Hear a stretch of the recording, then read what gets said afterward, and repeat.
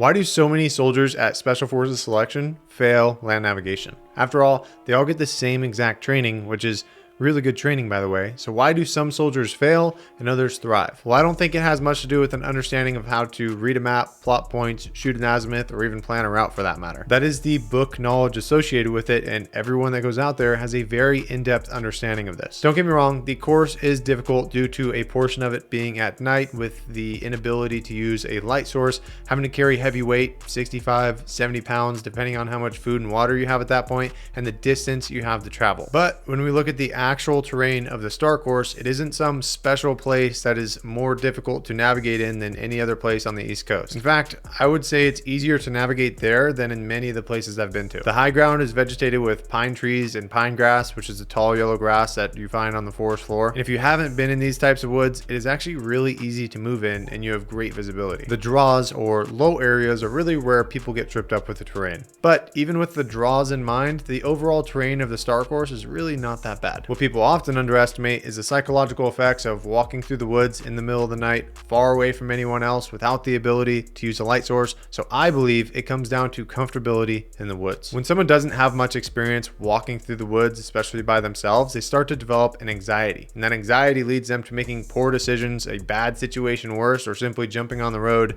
and becoming disqualified. So here's what I did as someone who grew up in the city. Until I joined the military, I never stepped foot in the woods, let alone off trail or on my own. But one thing I did do shortly after joining the military is got interested in the outdoors. I simply downloaded the app Onyx Hunt, used it to find public land that I could go walk around in legally, got off trail and picked a point that I wanted to navigate to. Then I took screenshots of the map so I wouldn't see my location as I moved, and simply practiced navigating to this point using nothing but terrain association, which is understanding the physical structure of terrain features depicted on a map. Then once I felt like I was close to my designated point, I would just open the app back up, check my location, and see how I did. I also developed a passion for hunting, and I learned that the more time I simply spent in the woods, the more confident and competent I became in this area, and it became a lot more straightforward to find points in the woods when I didn't have to deal with the anxiety of simply being there in the first place. The woods to a Green Beret should be like water to a Navy SEAL. It should be the environment that they feel insanely comfortable in, because not only selection, but the entirety of the Q course and the job revolves around conducting operations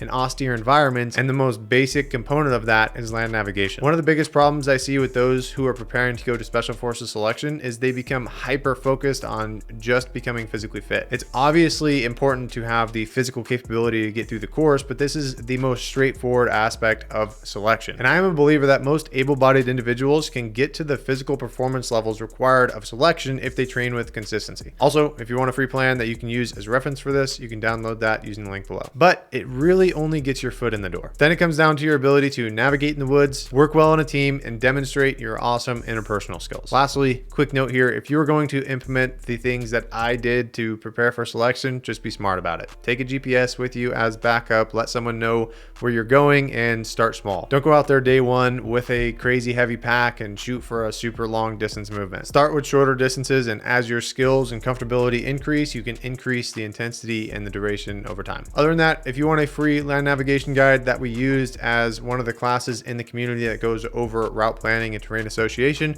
you can download that below as well, and I will see you guys in the next one.